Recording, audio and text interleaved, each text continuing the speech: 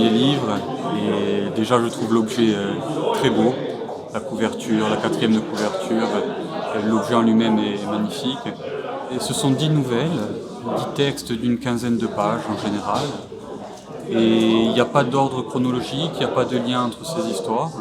C'est 10, j'ai lu ça, 10 petits films, on va dire.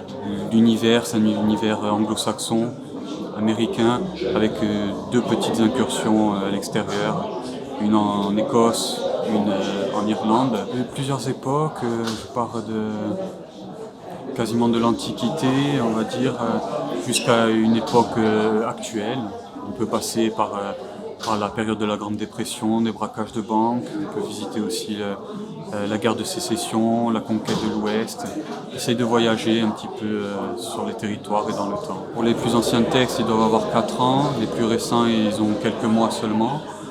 Et l'inspiration, elle vient, ça dépend des moments. Parfois ça vient d'une simple image, parfois d'une musique, parfois d'une recherche sur un fait historique. Et à partir de là, j'essaie d'imaginer les personnages qui auraient pu vivre ces événements et qu'est-ce qui leur serait arrivé, quel est leur passé, essayer de leur donner un petit peu d'épaisseur et de les intégrer du mieux possible dans le texte.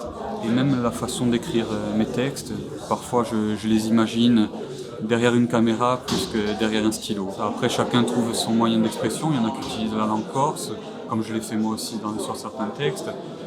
Et après, j'ai envie de dire, peu importe le moyen d'expression, même le moyen de diffusion, ça peut être sur Internet, ça peut être par des livres, ça peut être d'autres moyens à l'oral, par des vidéos. Et c'est quelque chose qui, du moment que la culture en Corse vit, je pense que c'est l'essentiel.